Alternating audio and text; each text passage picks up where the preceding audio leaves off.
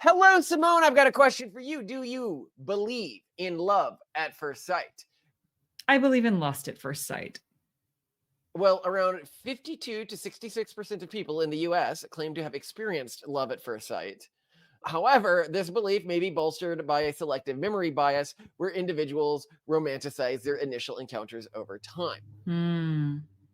However, what I would say is we have actually seen the concept of love at first sight discussed all the way back in history. We see it in Greek stories. Oh, so you see it in like Ovid Metamorphoses. The story of Pygmalion depicts a sculptor falling in love with a statue he created at first sight, or the Greek myth of Narcissus, who falls in love with his own reflection, also embodies a form of instant love. And they even had a mechanism of action for it in the medieval period, where the eyes of the lady, when encountered by those of her future lover, thus generated and conveyed a bright light from her eyes to his, I'm just through picturing which it passes through laser. his heart. So yeah, no, they thought that like love was something that like woman generated inside of them, and then like shot at men with their eyes, This is um, terrifying. This is and just then captured his heart. But they might have been right about that. We'll get into in a little bit. But I want to really. hear, well, your lust at first sight comment is really astute when they look at the data. And we'll get into this in a second. But what they found is yes, it appears that there does appear to be this emotional thing that people call love at first sight, but it only occurs to people you find physically attractive. Yeah. Um, Hmm. people aren't falling in love at first sight with their chubby whatever husband. They are falling in love at first sight with people who are generically attractive. And when people say they loved someone at first sight who is not well arousing to them or more generically attractive, they're typically lying in a supposed fact saying. Or they But were looking at their Bugatti instead. They just happened to be inside it. yes, one of my favorite is that medieval texts also would compare the gaze of a beautiful woman to the sight of a basilisk. You know what basilisk Ah! will turn you to stone. Ah! Yeah. Well, and you've got Medusa as well that turned men to stone with her beautiful Well, they made gaze. them rock hard. Yes, this is what Made them happens. rock hard, right? Yeah. This This is what is really there was just something was lost in translation, and we thought, "Oh, you mean they turned into a stone?" They're like, "Nah, kind of." So one thing I will say that I think is interesting is that even now, when I have our podcast on or something, and I freeze it, and I walk up by our computer screen and I see your figure, but I don't realize it's our podcast. It's on the screen. I'm like, oh, who's that? And then also when we're in airports and you and I are separate or you're out walking by yourself and I'm just gazing across a crowd and I see you and I don't know it's you, I'm all, oh, like, who's this? Who's this? And I think that that's what people are describing as love at first sight, is that you're just so much my type that even when I don't realize it's you, my body is just like, "Ugh, reacts. ah," like, Yeah, "Who when is you that?" definitely had that reaction when we first met where you're Yeah, like, and I "Oh my still god." have it. I still have it when I don't realize it's you. I have a different reaction when I know it's you because it's more like my person, but when I don't know it's you, I definitely feel this like spark. And I can totally understand what these whatever medieval writers were talking about in terms of this like "Nyeh," like lasers. So, but again, I think that's entirely physical lust and not Well, and I mean, it love. would logically have to be. So I'd also like to walk back here where people act like the concept of love at first sight is a romantic concept, when really I'd see it as an anti-romantic concept Oh yeah. because you don't know anything about the person yet. You don't Yeah, you know know nothing anything about about their. them. Yeah. Yeah, you would have to believe in magic or the soul and that love is somehow capturing these systems, except we understand love very well at like a psychological level, and it is not magic, it is not fairy dust. Well, I'll read a quote here. Anthropologist Helen Fisher, who studied the brain activity of people madly in love with each other through MRI scans, says that romantic It says here through MRI scans, but it's wrong. It must have been through fMRI scans. But anyway, it says that romantic love takes a very quote unquote primitive pathway through the brain. The good feelings we experience when falling in love is driven by dopamine, the brain chemical behind our motivation to find food, water, and everything else we need for survival. And also some oxytocin, which we'll get into in a second. It's just like the other survival mechanisms like fear, for example, it can be triggered instantly. So, what we mean is because we understand what love is fundamentally in the brain, then the concept of can it be triggered instantly is just a concept of if it can't, are some humans born abnormal? And yeah, of course, even though we might be coded for like men to find women attractive and women to find men attractive, you're going to get some percentage of the population where that's not the case. Mhm. It's the same with a system like love. If it was coded to only form after long periods of time, it's going to accidentally fire sometimes when like the lust system is supposed to be firing or something like that. Well, How and I think you're wrong to use the word love when you say that yes, love at first sight exists, because there are very different things that are happening hormonally between lust and love. And also, let's say you see someone and you feel that spark and you're very attracted to them, but then you discover that they were a war criminal and they have a habit of torturing people, and that you're probably not going to love them, that they may be hot, but they're a really bad I person. disagree. Do you know how many Oh, sorry, I should letters have. Okay, in prison get? okay, I need to use a better example for you. It turns out they're French, okay? And then you're just Oh like, my "Well, god. yeah, so never mind." I'm just saying that loving a person is very different. It involves knowing who they are, how they think. Although I guess you have to add, there's this additional complication. In Alexander Krull, I think I sent you a link to this on WhatsApp today, and we should probably include it in the description. Has one page he put together of just all of the studies that show what AI and or researchers can infer from just an image of someone's face. So you can infer anything from mental health problems to various genetic conditions to whether they are liberal or conservative to are they happy or depressed. And I guess against my own argument and judgment, I could argue that based on just someone's appearance alone, you could make a lot of inferences about them and perhaps know them better than Yeah, the that average might person be would a like to big suggest. part of this, actually. And it's something, obviously the progressives don't want to talk about, or the urban monoculture people don't want to talk about because it's like, oh, if you can tell something by somebody's face, what you're really looking at is genetic correlates there. And Mhm. we build enough patterns to recognize, like, you can judge with a really high probability whether someone's conservative or progressive. No, You can even judge. criminals look different. Like, even on average, And, people who commit crimes, their amalgamated faces look and quite different. AI is going to get really good at making these sorts of judgments, which Yeah. I'm very interested to see if we can work this into the criminal system or hiring systems and stuff like that. Because I imagine that facial judgments made by AIs are probably going to be more accurate to personality than these big, long, like surveys that people fill out for like If jobs. already AI is 60 to 70% accurate in judging things ranging from mental health conditions to political affiliation, it's going to only get worse. And you're right, but I think most people, when they discover this, are not going to say, "Oh, how great that is." They're going to say, "Oh my gosh, this is Minority Report. We're going to be arrested just because our face implies that we're going to become an axe murderer." That's not good. Well, we can do a little minority report. In Well, our that's in our Haven actually, I was just State, looking at another study actually that was looking at sex crimes, and it found that there was a really high genetic correlate.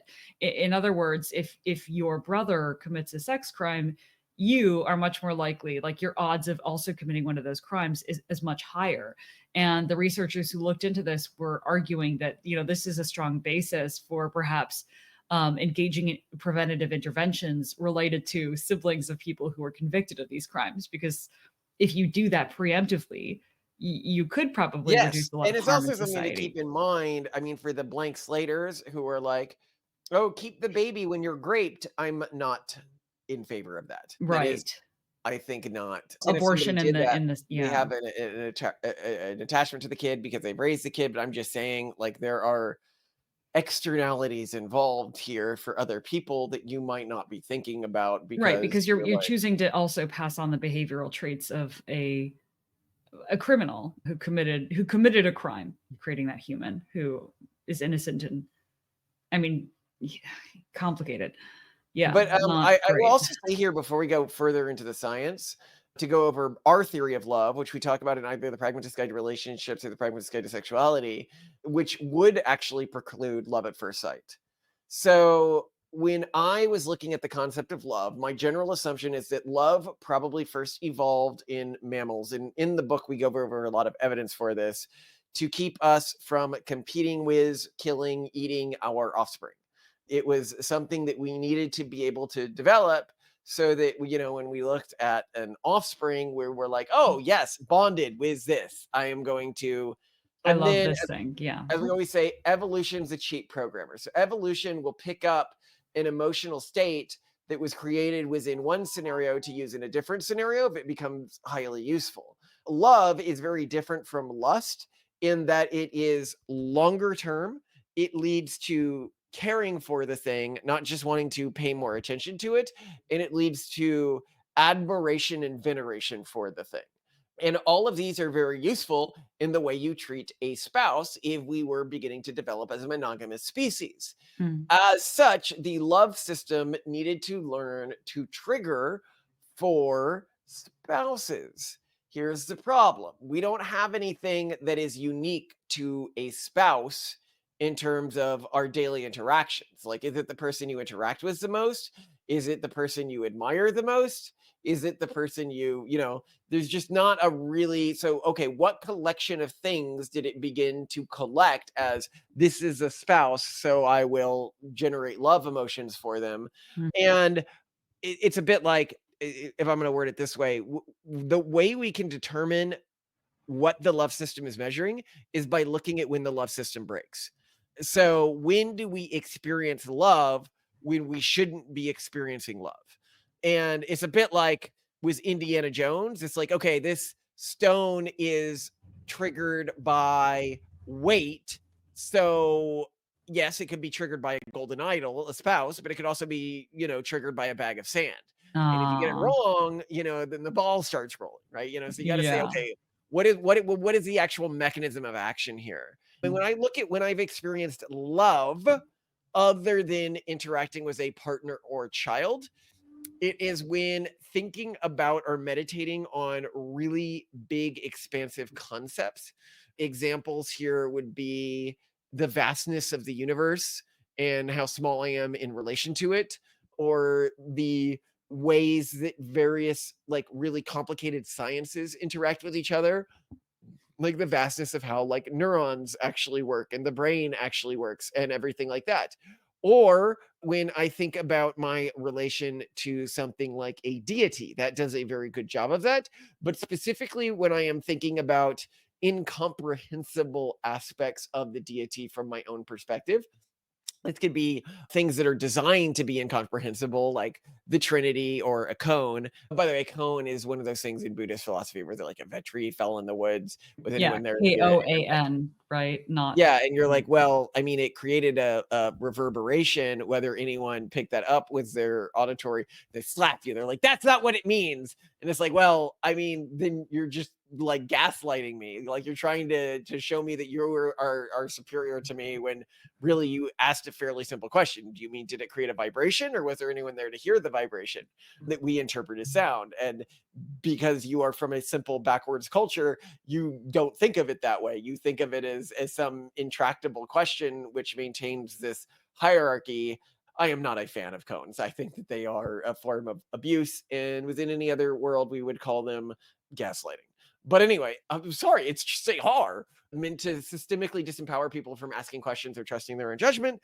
But let's not get into that. They do create this love emotion. And so when I look at that, I'm like, okay, so then what's really creating the love emotion? I think it is anything that you think about frequently. So it's not looking at how often you interact with a person. It seems to be measuring how much you are thinking about a person or a concept. The second thing is the vastness of that concept. Like, how deep is your thought about this concept, right? And this can be triggered with something that is arbitrarily incomprehensible to a human mind, like the Trinity, or it can be something that is genuinely complex and deep, like the vastness of reality. And then it looks at, do you find this thing to be comforting and safe? And if you hit all of those things, you're going to experience this love output. And I think that these things aren't experienced in this love at first sight, which is really, I think, a lust output for most people, except people Hmm. with like really like broken systems. But let's go into the research on this so we can see what's actually here. But do you have any thoughts before I go further? You had said to me just the other day that you weren't sure if you ever really felt the feeling of love, or that you said that you don't really know what love feels like, and I kind of agree with you on that. So that's where I I can think a lot of generate a people weird. feeling that appears to be the feeling that other people are calling love by meditating on complex topics. I And can't, and, like, that doesn't resonate for I mean, but also I don't know if this is an autistic thing, like, maybe I can't figure it well, out. remember, my mom said that autistic people can't love. Yeah, they're She's like, your wife incapable of will never love. truly love you because she's autistic. Yeah, she's so Um, great. I love her so much. I miss I her. I honestly I prefer a wife who is infatuated with me than one who loves me. That is Yeah, but I mean, so there's this I hope you can find this clip. There's this famous clip with I've told you about it, when Prince Charles and Princess Diana were first engaged, and a journalist asks Diana and Charles, yeah, "Are you in love?" And Diana says something like, "Well, yes," and he's like, "Whatever that means." Like, it was obviously the worst thing to ever say, and that has come back to bite him a billion times, but I don't disagree, right? Like, what even is love? And I suppose in love. Of course. Whatever in love means. Like, what are you asking me? What is this? And it's such a kludgy thing. And another point that we make in the Pragmatist Guide to Relationships is that love is not useful to anyone. Abusive people love their partners. That doesn't help them.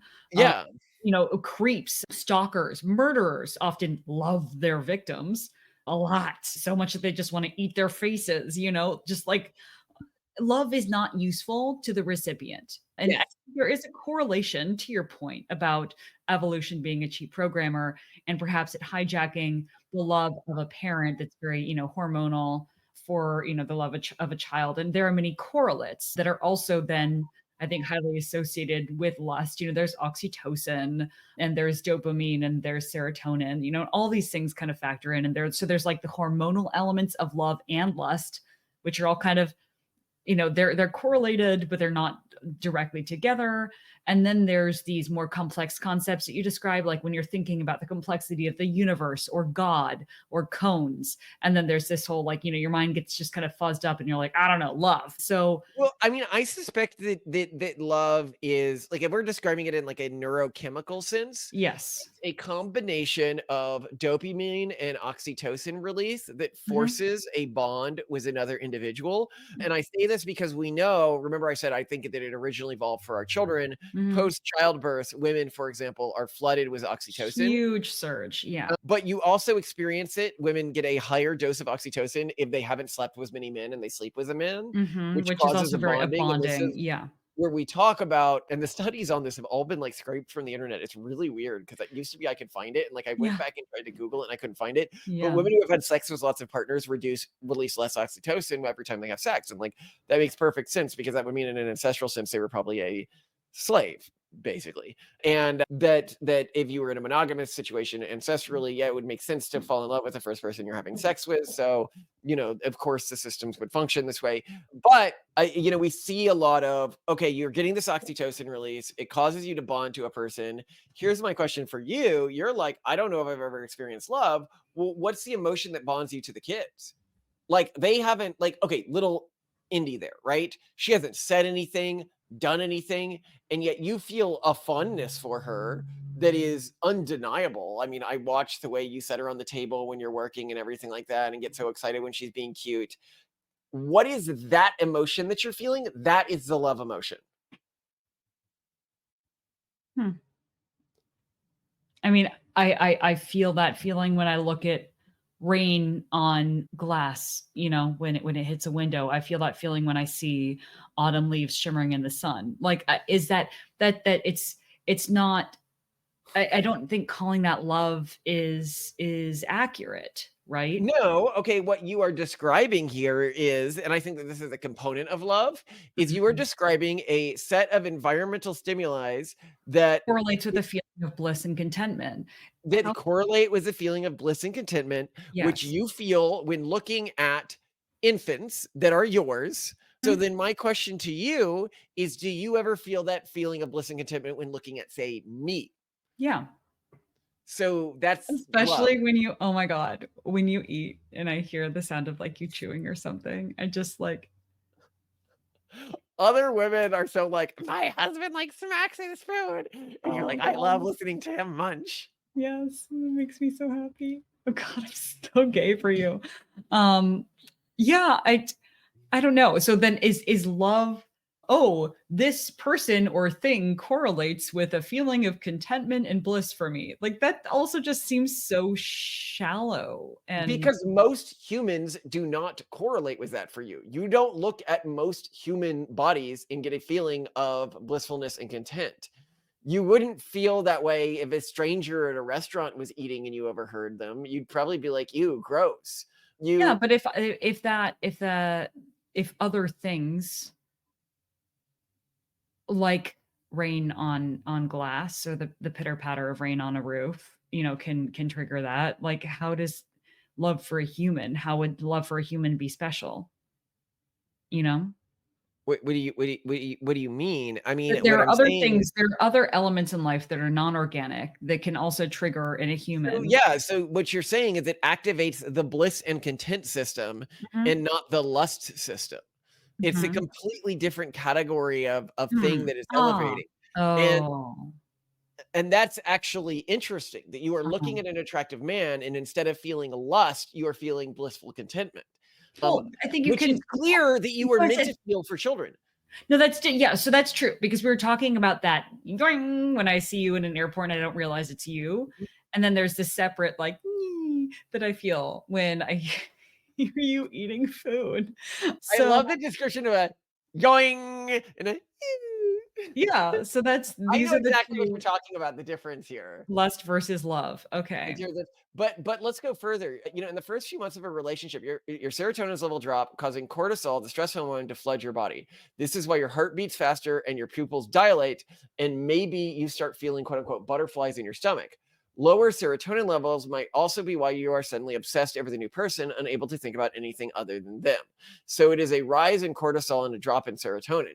Your body odor may play a part in how attractive you are to someone. Some studies have shown that during ovulation phase of the cycle, women may be more attracted to musk-like pheromones that men excrete. By the way, I don't know if you've seen this study, but there was a study where people like wore dirty t-shirts and then put them in a pile, and men could pick out the shirts of women who were ovulating, and women could pick out the shirts of attractive men. I haven't gotten over the This part where was a people are sniffing dirty 1995 things. sweaty t-shirt study Great. where it showed that women sniffed t-shirts that had been worn by men, no cologne, no deodorant, all natural. The results showed that they preferred the odor of men with major histone compatibility complex MHC genes that were different from their own. This would produce offspring with a stronger immune system. Oh, yeah, okay, I've heard Researchers about this also one. shown that general like fitness and stuff. Oh, another interesting thing is a 2019 study found that when women were in love with someone, their immune system was bolstered. Now, this is the study I found most interesting. Once they found that 60 people who had never met before and found that prolonged eye contact between two people increased the romantic attraction they felt for each other. Blood pressure skyrocketed, and the participants wanted to be paired with the same people again in the future. They wanted to know more about the other person. These effects were even stronger when people allowed quote unquote mutual touch, despite the fancy wording that meant holding hands. And we know that holding hands causes oxytocin release. We know that long eye contact causes oxytocin release. I think that yeah, that's what we're seeing here. That's really interesting to me. Mm. One of my favorite studies on this was done by Arthur something or another, and it showed that you could basically force people to fall in love. We had this idea of I like sit two people down and they look into each other's eyes and they ask a series of questions of each other that they'll fall in love. And people who were in the study as random participants even ended up getting married. that is how good it did at creating this emotion, which is to say that love systems can be hacked. And this is one of the things that really scared me away from like the early effective altruism community and early singularity community, is they would do a lot of these sorts of events where you'd like sit down and stare someone in the eyes. And I'm like, this is what cults do to brainwash people. It's also what Touchy Feely did at Stanford, which is a classic brainwashing technique where it easily hijacks the love system. Mm. Here's the final bit here that I found really interesting. First and foremost, they found that love at first sight didn't exist without a strong physical attraction. Looks did matter. Also, probably unsurprisingly, people in long-term relationships scored higher on quote unquote love tests than people who had met for the first time, but reported love at first sight. So yeah, it doesn't appear that it's that easy to accidentally motivate the love system. But what are your thoughts? And think about them, and I'm going to get a drink. Don't think about them too much. You are a woman. I'm going to have to put the women. Know your limits. An ordinary dinner party, and look at her with utter contempt. Women, know your limits. The important thing is to, I think, understand the underpinnings and mechanics of love as well as one possibly can. Same goes for sex, so that you don't pedestalize it to your detriment in trying to find a well-matched partner. I think one of the bigger problems, this is certainly not the heart of problems for forming relationships these days. There are so many other big factors that are a problem, like the fact that women want higher status men than them, but most middle-class women are going to struggle to find men who can thrive more in a middle-class, like bureaucratic job system than they do, so they can't find partners. And people are all waiting to get married until after they're completely set up with their lives, whereas they really should be getting married as they begin building their lives. So they're obviously bigger fish to fry in the relationship world. It is nevertheless a big problem that we still see, that even people who understand that they need to get married early, and even people who understand all of the weird asymmetries that need to be in place to make a relationship work, they still pedestalize love and sex in a way that is incredibly stupid. And they're like, well, I have to feel this spark and I have to feel this. Oh, absolutely. And you know, you see this with arranged marriages, where I'm Mhm. like, people are like, well, shouldn't I have like the chemistry of the person? Like, no, it doesn't really matter. And in arranged marriages, after 10 years of marriage, people have the same love rates as people in with chosen partners. But here's the thing that's not accounted for. Arranged marriages have a dramatically lower divorce rate than non-arranged marriages. So it means when you account for survivorship bias, you are actually more likely to be in love with someone in 10 years if they are chosen by people who know you well without you having much input than you are if you choose someone who you already love in the moment, which just shows what a bad compass love is. And I think we see this in the history of love. Remember all those early stories of love? Love was always seen negatively, Mm. especially love at first sight was seen Mhm. negatively. Mhm. In a historic context, this was understood to be a negative thing, a form of madness, depending on what culture you're looking at. Mm. Like in some cultures, it was just seen as like an intrinsically immoral thing, no different from lust. And I think that that's really the healthiest way to look at it. Yeah, Is well, and/or it was supposed to be something that was uncoupled from your marriage. So if you wanted to pursue love, it would be in the form of a dalliance, or it would be in the form of a mistress. It wouldn't be in the form of marrying someone. It could I gotta even put be the some kind of terms in here. platonic, like Dante and Beatrix. Mhm. Sorry, not Beatrix, Beatrice, like Dante and Beatrice in the Divine Comedy. So there were all sorts of forms of love that were very passionate, but when they worked out, they weren't done within the capacity of attempting to marry, and trying to make that work was deadly, like in Romeo and Juliet. Yeah, yeah, you're killing your kids by not arranged marriage by letting them just marry whoever they want, like like animals. Like what is this? You that's not the way this works. No, I really appreciate what you're saying there, and I think it's a very important concept to elevate. And I think that really the only culture that I'm aware of in a historical context that elevated the idea that you should marry the people you love. This comes down to Western culture, but it's not a historic component of Western culture. It certainly wasn't around in the Roman Empire. it was something that came downstream of, and for people who are wondering how things worked in Rome, you had strict monogamy in Rome, i.e., you only had one real wife, but you would hook up with other people, right?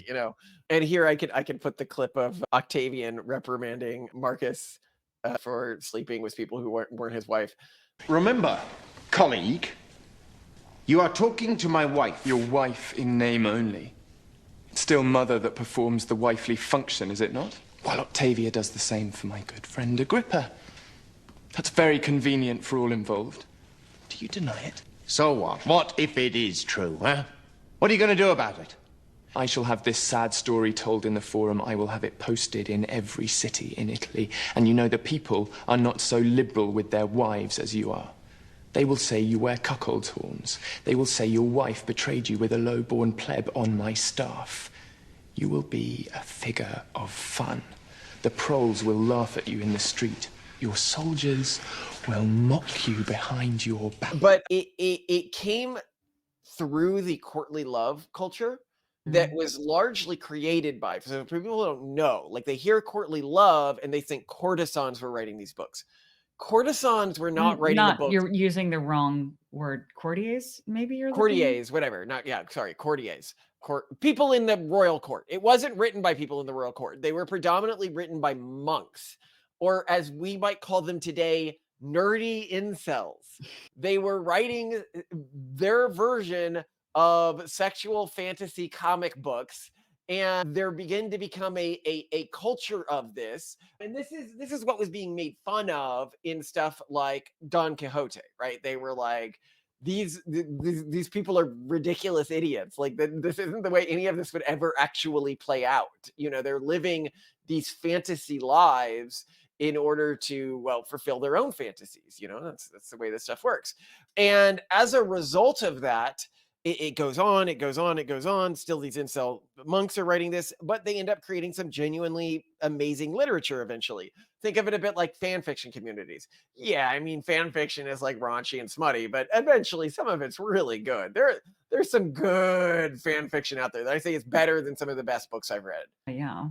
And as a result, when people were creating the early literary canon in the West, they relied on the tropes from these, well, basically incel comic books. And that had the problem of creating early Disney, I think is where a lot of this entered the mainstream. Is the idea of love at first sight and needing to love someone to marry them, I think was largely disseminated in modern Western culture into the mainstream by Disney and normalized by Disney. And I think that is where the rot comes from. So it's interesting that Disney rotting our culture isn't a new thing. It's been happening since its inception in its borrowing themes from the courtly love culture. It weren't necessarily common in American culture before this. This isn't to say that I don't think you should be well matched with your partner. I think that what you saw, for example, in Puritan and even Quaker early colonial communities, where there were times when youth could get to know each other, and they would choose to marry and they could choose to not marry, and I love the Puritan thing of like being in the bed with the person and they would tie you up in a sack. Yeah, or there was you could be in the company of a bunch of chaperones essentially, but they would give you a tube or a hollowed out log to talk between, so you could talk privately. We should they actually have a scene where that's done in The Patriot. They do, and they joke about how they would break. Where he's like, I hope you tie the knots better than my father did, or something like that. Yeah. But I think you should be really stoked to marry whoever it is that you marry, but you should be looking at it as a lifelong business partner and not a lifelong love courtesan. partner. Yeah, like a lifelong entertainer, a lifelong professional friend or entourage member, or quite honestly, mother or father. That's actually such a good point. And a watcher of the podcast once asked me, they were thinking about bringing an additional person into their relationship. And they were like, okay, this is somebody who I find attractive, my partner finds attractive. should we bring them into the relationship? And I was like, Mhm. well, I mean, the first thing you want to ask is how efficient are they? How good are they at work? And I think that this is the thing. They were thinking like, I like being around this person because I like having sex with them. I like spending time with them. And what they weren't thinking was, is this somebody I would want to start a business with? And Mm, that mm. should be the first thing that you think and vet when you're choosing someone to marry or spend your life with or have kids with. Yeah. Well, and there's this whole trope on social media of what do they call them? Like single married women who just feel like their entire lives is taking care of their husbands. They're just doing their laundry, like that just their husbands kind of just married someone that they expected to do the same thing that a mother would do for a child. And that's lame. And then there's all these women who just want sugar daddies. Like they just want a new daddy who's going to spoil them and pay for everything and buy them things and send them on vacations. And they just sit around and do nothing and expect to be pampered. And that's equally toxic, perhaps even a little more disgusting because I don't know, I just really hate that. I find it gross. So, both of those are really bad. So yeah, what you're looking for again is a business partner, and anything else should be seen as purely recreational on your own time with your discretionary income and nothing else. Your discretionary income. I don't know. I think like if I was going to hook up with someone other than you and I use my discretionary income on that, that would be quite a violation of our marriage. No, it wouldn't. Our discretionary income, that's your money that you get to spend on whatever you want. Well, thank God neither of us have any particular makes it very easy. There was the unfortunate thing on the "Are We Monogamous" episode, that we did ages ago, where, like, the core thing is, like, well, you have rules against sleeping with other people. I don't. I just don't see a reason to, like, it's so much effort. It's so much effort. This fantasy of, "Oh, I'm gonna sleep with all of these people." It's like, yeah, but what you're not thinking about is the work and the risk and the grossness and like, why would you it's so much effort and ickiness, and it Yeah. just makes life harder. Like, I get the desire, but, like, if it slows down the speed at which you actually marry someone and start having kids, like, what's the point of all that, right? Like, Or if it puts an existing marriage at risk, which is, I'm even in poly relationships, there's just always this very real risk that yes, it goes fine until it doesn't. It goes fine until something falls apart, and that's difficult. So, yeah, yeah, no, I hear that. Well, and this is because systems that may have been designed for a monogamous relationship end up firing in the wrong way. mm, They're like, "Oh, now this person is attached." And keep in mind, even historically, when you had societies that practice polygyny where they had multiple wives, there was genetic competition between the wives. I mean, the wives not only wanted to have the maximum number of kids of the wives in a marriage, but they wanted the kids to get more resources than the other wives' kids. Like that was the goal. From a mhm, genetic standpoint here, I'm saying. And that this was ever harmonious, I think is a fantasy. There's just a strong incentive where actually women within cultures that are intergenerationally polygynous, i.e., having multiple wives, mhm. would likely be, I'd say, more spiteful and cunning towards other women than women in cultures that aren't polygynous, because they would have been genetically rewarded for that, intergenerationally speaking. Mm, Much more than women in cultures who aren't polygynous, like monogamous cultures, where women generally get genetically rewarded for cooperating more.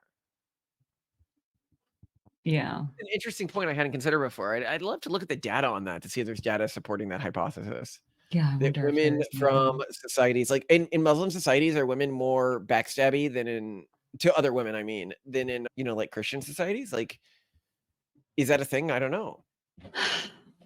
The research I've seen of women being backstabby are in Western societies, and there's no paucity of What I backstabbing. say is women are backstabby in Western societies. This is, like, Yes, very well studied. To other women, I mean, confirmed. like, women Yeah, are very intersexually competitive in yeah. a way that men are not. Mhm. Yeah, like the famous research that found that if a woman was more attractive than her hairstylist, the hairstyle was more likely to, for example, cut her hair a little shorter than she asked. I Um, like the study that was looking at bosses, and like almost no woman in the study preferred a female boss to a male boss. yeah. Like this idea that like women are better off because we're promoting more women is not true. Women are much Yeah. worse off for it Yeah. on the whole. Unfortunate. Yeah, it is unfortunate. It would be great if we could genetically modify this trait out of women, which maybe we'll be able to do soon. It's called Um, autism, Malcolm. That's why yeah, it's called autism. Just give a all of woman my autism if female you want. friends I are like a it. little more autistic than your average. They're That's true though. You have so many autistic female friends. and you think the increase in mental health diagnoses is a bad thing. I don't know. Anyway, I Love love you you. to death, Simone. You're quite a special woman, and I'm really, really lucky to be married to you. And I actually wonder because you said you never found anyone attractive before me. What was the like emotion you felt when you first saw me? Is it not something you had felt before? Was it something you had felt at different levels? No, I mean, I found people attractive before. I just like there was never this combination of like being attracted to someone and then also finding them like to be such as a person, an attractive person as well, like both physically and everything else attractive. Mm, But no, I mean, I certainly found other people attractive before. okay. You just happen to be very much my type. So it was the first time that you had both found somebody attractive and really like jived with them at like I guess a cultural level. And Mhm. then again, culturally we're very similar. People often joke that we're twins. Apparently we're called the Cromwell twins in fundy circles, which I'm okay with. Yeah, I love you, Simone. I love you too. Am I not making you dinner tonight? No, I didn't end up going out. I didn't have time. I had too Oh, much to okay. do. What would you like? Grilled cheese with tomato soup? Would you like Oh my god, yes. Yes? Okay. And Do we have then any meat left by the way, thawing or I can take more out. Do you want something with meat? no, I no, can no, do no, more no. of I the actually slow want just cooker. grilled cheese and tomato soup. Oh, okay. So that's Um, okay. You don't unless want we any have yeah, no, 2 grilled We cheeses have and tomato those soup. kebabs. I can make you in addition to the grilled cheese, you can do 2 kebabs, like, from Trader What about Joe's. 1 kebab? 1 kebab, a bowl of a bowl of tomato soup, and a grilled cheese sandwich. 2 grilled cheeses. 2 grilled cheeses. Consider it done, sir. I love you, my beautiful, beautiful wife. I love You you are too. so cutie, cutie, cutie, cutie, and I'm just so lucky to be married to you. What? We're intolerable. I hate people who are in love, you know? They're gross, and I feel bad inflicting Yeah, ourselves upon other I do. people. I hate people who are in love too. And Yeah. one of the interesting things about love is a desire to signal it publicly and loudly, which of course But makes no sense one from a wants to business see it. perspective. No one wants to see that. It's like, Well, right, because I'm basically saying, okay, this mate is mine, just so everyone knows. Like competition will ensue if you I try to don't know. I compete. think it's more like screaming. You know, when you No, scream, it this is doesn't why hurt, people but do when it on someone like else Facebook and screams, it stuff. hurts. Is Mm. is people will say in like high school, in my high school, I mean, maybe people have matured out of this because they've gotten better at like how bad this looks. But early on, when they'd be dating, oh, I love X person, I love X person, we're so in love, love, love. Why are you so perfect? They just needed to shout it to the stars. And I think like shouting it from the roof, which is a sentiment you hear historically, is one of the biological reactions to the love emotion. Yeah, but I do think it's interesting that this whole and then they married and they lived happily ever after. And there just aren't really you don't see a whole lot of media in which people really love each other. And if you do, it's that they love each other, but for some reason they're kept apart. Because I think there's something about people who love each other and are successfully just in love and not having problems. People just hate it. It's just intolerable, like nails on a chalkboard. I don't Is want to this why watch there's it. no famous influencers who like actually care about each other and love each other? Well, yeah, where they have to, like, make up drama or something. Yeah, maybe, because people just don't wanna see it, it's gross. It's terrible, and so they have to make something either they have to make up something wrong about them and make up separate drama about how they're evil and not really what they say they are, Well, or I you're don't the know. puppet master. That's what I've heard. You control me. I've seen other people comment on us, and they say that I am this dull, witless puppet of a man who's being controlled by the cruel puppet master Simone, who seduced someone out of her league, is what they said. You saw this It's video, right? true. Well, you are out of my league. I guess technically I seduced you through my work ethic, and you discovered that you couldn't do better than me in terms of sheer. I basically left you with no choice. Yeah, this was not something where you really had a lot of choice in the matter because I Well, how did I not have outworked choice the in the matter? Yeah, competition. I mean, yeah, I guess I didn't have choice Yeah, because you didn't nobody have a was as choice. good as you. Yeah, so I did seduce you, but with work ethic, because I'm obviously way below your league. So from an aesthetic perspective, just fortunately, you are not as sensitive to aesthetics as other men are. You're like Mormon polygamous men, who I don't think apparently have that's lower true. Well, standards. okay, so you got to do the Mormon polygamous quote here. Can you pull it up? Yeah, Mark Twain went when he was young to Salt Lake City at the time. I think when Brigham Young was still alive, he was vehemently against this concept of polygamy, and he had a change of heart. And here's what he wrote up after his experience in Salt Lake City. He writes, quote, "I had the will to do it. With the gushing self-sufficiency of youth, I was feverish to plunge in headlong and achieve great reform here. Until I saw the Mormon woman. Then I was touched. My heart was wiser than my head. It warmed toward these poor, ungainly, and pathetically homely creatures. And as I turned to hide the generous moisture in my eyes, I said, No, the man that marries one of them has done an act of Christian charity which entitles him to the kindly applause of mankind, not their harsh censure. And the man that marries 60 of them has done a deed of open-handed generosity so sublime that the nations should stand uncovered in his presence and worship in silence." Mark I love Twain. this. And this is so, but I did notice something because you were actually talking about this where I was talking to one of our Mormon fans and we were going over pictures because, we were trying to identify traits, that are common in the people who are having kids, who aren't having kids, etc. And at one point it was like, oh, the hot one, right? And I realized that his perception of which is the hot one, I go, oh, you mean this one? And he goes, no, the hot one is this one. And I realized that, and I think you actually see this like genetically within subpopulations, what is considered attractive can be radically different than what another group considers attractive. And this is why people often naturally end up going for their own cultural group.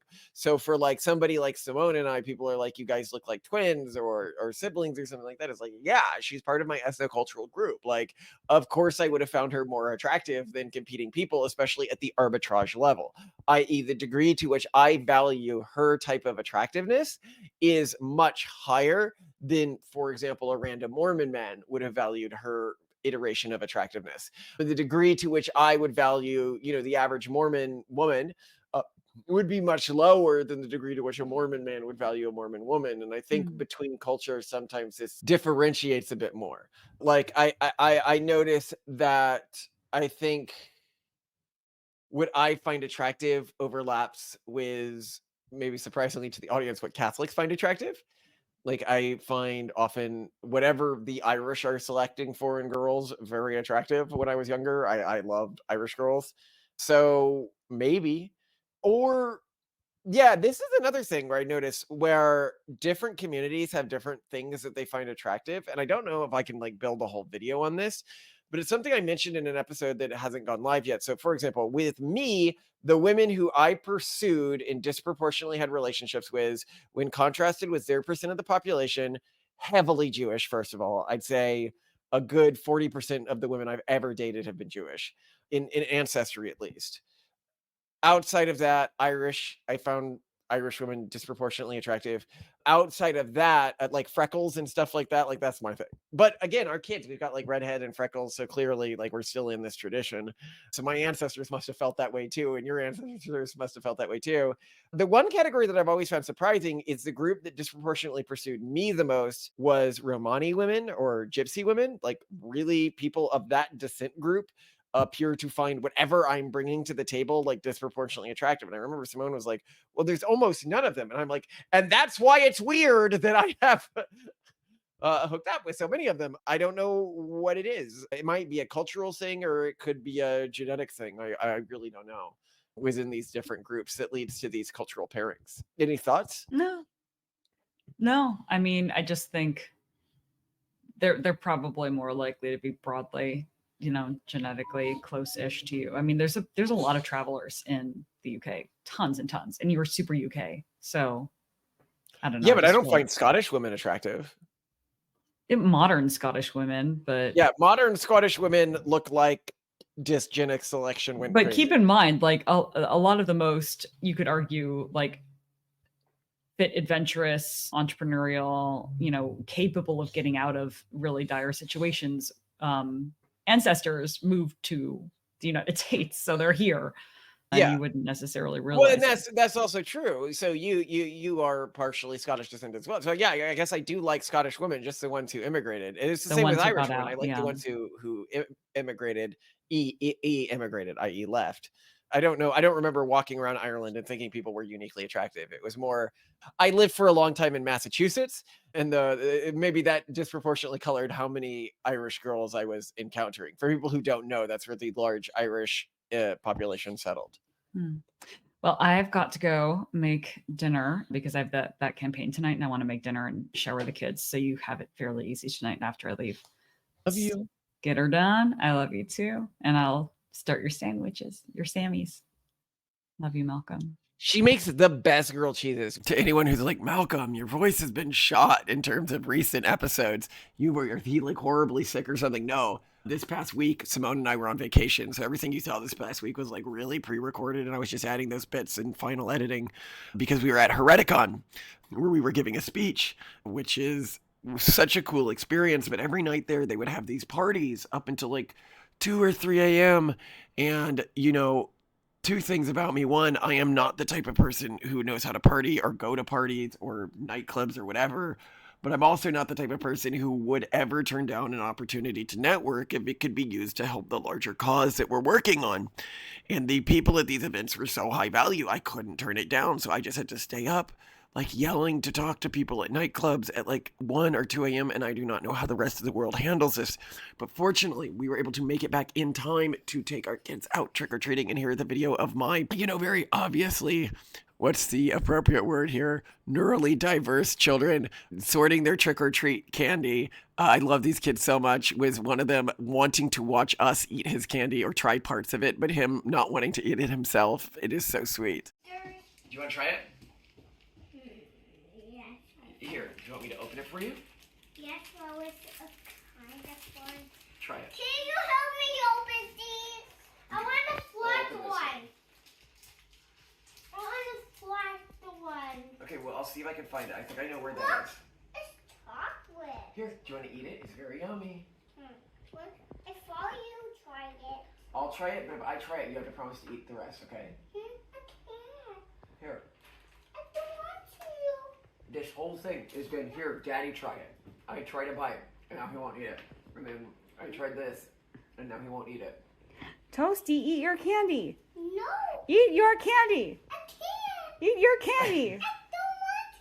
But it's candy, Toasty. When I like to eat food. Oh. Candy's a type of food. Try it, bite. Hey, no, can you get some more water for me? It's empty. I'm first. Toasty, what do you want to eat? I think Do you want something this? sweet is in this one. Yeah, but are you going to eat it? No, I think. You wanted a flat chocolate, Octavian, you said?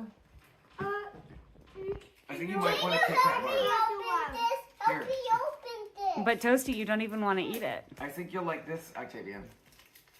Why do you want to open it if you don't want to eat it? Is that a chocolate bar, Do you see Suzanne? it? Let me open this by myself. Let me see. What is it? Do you know what that is? That's gum. Gum? You gonna eat it? No thanks. I want to eat gum. You want to eat gum? She doesn't like gum. What's the gum? This is the strangest Halloween I've ever seen. This is his first year doing a real Halloween.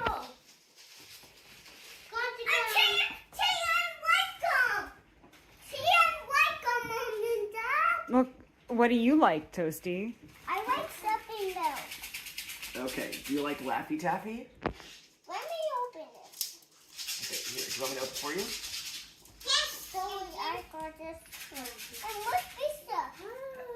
It must be. Look, it's the gum. Okay, look, Torsten. Here, I'm gonna open this for you. Oh, look, here it is. It's food. It's food? Yeah, it's food. Let me. No. Are you going to eat that food? Here, Torsten, look, it's food. Do you want to eat it? No thanks. We're not gonna have you open this. This is solid.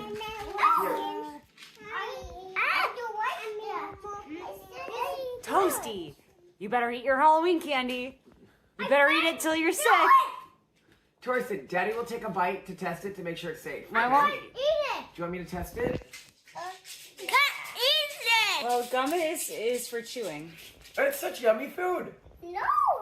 You better put that back. Yes, you have to look visible and beautiful. You need it for reasons. I don't know why I married you. Yeah, you do though. Yeah. Yeah, it worked out well. It worked out well. I had to fight for it, but man, I got what I came for. And then some. Did you want marriage when you first found me? No. No, you know what I wanted. You just wanted sex. You were like, I didn't want I wanted to fall in love and have my heart broken and live alone forever. You know exactly what I wanted. I was so clear about it. and sex was a part of that. Sex was a part of it, yes. Yes. And yes, you are very much my type. So Which is actually something I want to get into in this episode. So I'll Okay, get let's started do with dive in.